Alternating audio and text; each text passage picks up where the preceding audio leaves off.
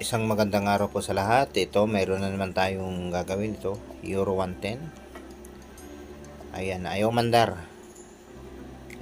Pag ini-start, pinapadyakan sinisinok yung andar niya. Ayan, tignan natin guys kung ano yung problema niya.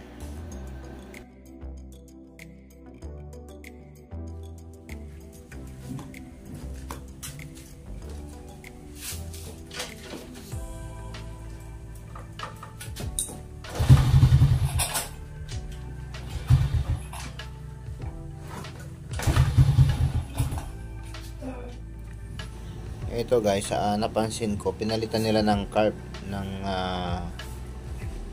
Honda 155 yung kanyang carb. Ayan, sobrang laki, tukod dun sa hindi mat sa makina, di ba? Ayan, isa rin yung problema. Ayan, bago natin baklasin yung kanyang carb, tingnan muna natin yung kanyang spark plug kung okay siya at may kuryente. Ganyan pala yung proseso ko. Tignan muna natin yung kuryente kung meron. Ayan, okay naman yung kanyang spark plug. Ayan, okay naman siya. Ayan.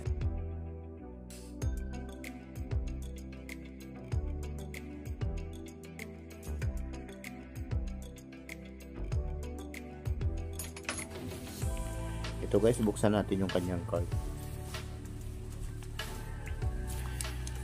Makabarado lang siguro. Kaya lang ito guys, tumutulo na yung kanyang gas.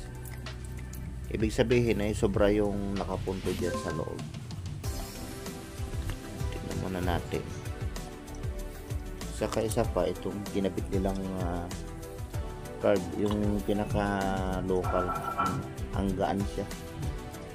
Ayan, alata naman sa tunog. Tinan nyo, parang lata lang. Yung mga ganitong card kasi mahirap itunog. Pabago-bago yung kanyang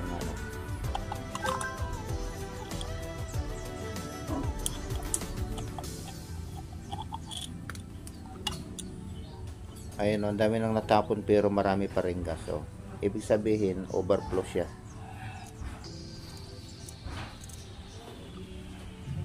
Ayan, overflow guys. I-adjust lang natin yung kanyang floater. Saka linisan na rin natin para wala nang problema. Ayan, yan kanyang floater. Masyadong adjust lang yan para umandar siya ulit.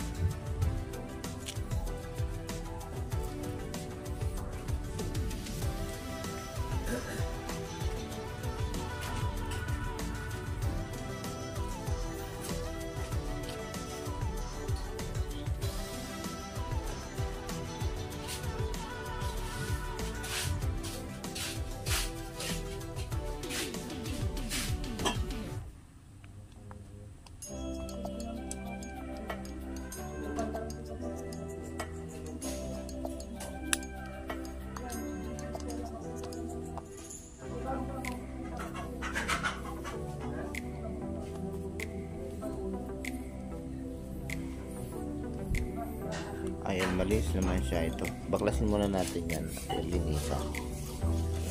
Siya na baklasin natin linisan para hindi wala na problema.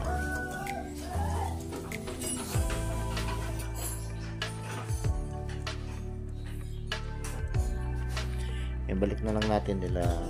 Malinis naman yung hindi ko lang kung may dumi. Wala naman, malinis. Saka ito malinis din na.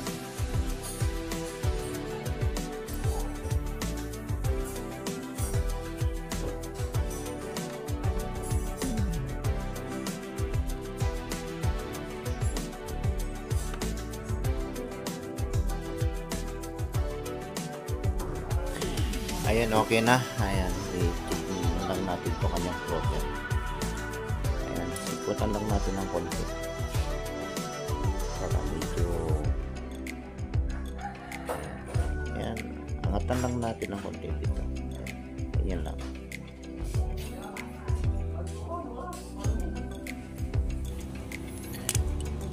Ayan na, kunin natin yung level ng ano. Ayan, sikutan lang natin ng konti yan para, ayan, kita naman, makikita nyo naman guys kung level yung ano. Ayan, kahit kasi pag masyadong lubog yan, mag-overflow siya, masusobran yung laman. Ayun, i-start yung sasakyan, kaso yun nga lang, pag pinigam yung throttle niya, namamatay yung motor. Okay, balik na natin.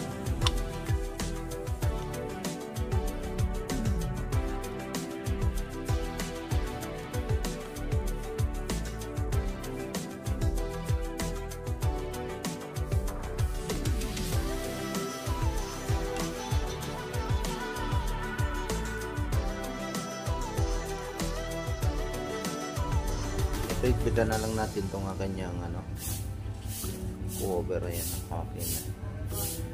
Ayan, testingin na natin kung okay na yung ano, at kung aandar na kaya siya. Ito guys, babalik na natin dito sa kanyang ano.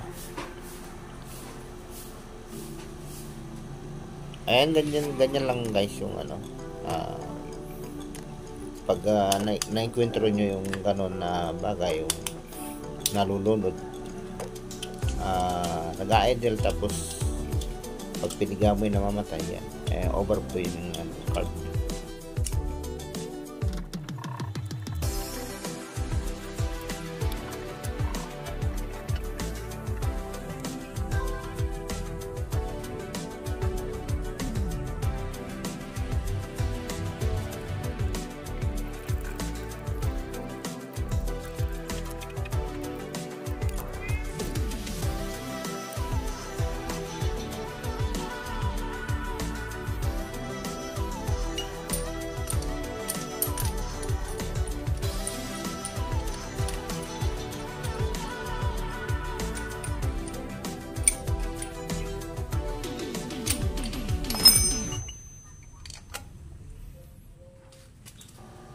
Ito guys, titestingin na natin kung aandar siya.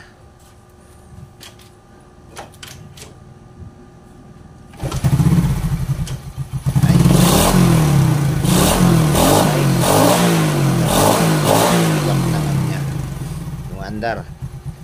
Ayan guys, nakagawa na naman tayo ng isang ano, motor. Ayan, matutuwa na naman yung ating ka-riders dahil okay na yung kanyang motor. Ayan. Ay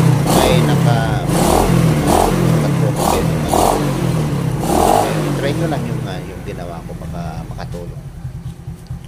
Ayan, ganyan lang guys yung ano, pag troubleshoot pag may sira yung ating motor.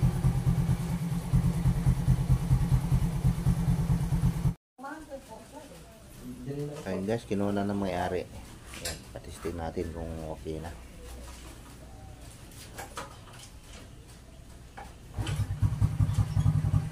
Ayun, andar ka agad guys. Okay, maraming salamat guys.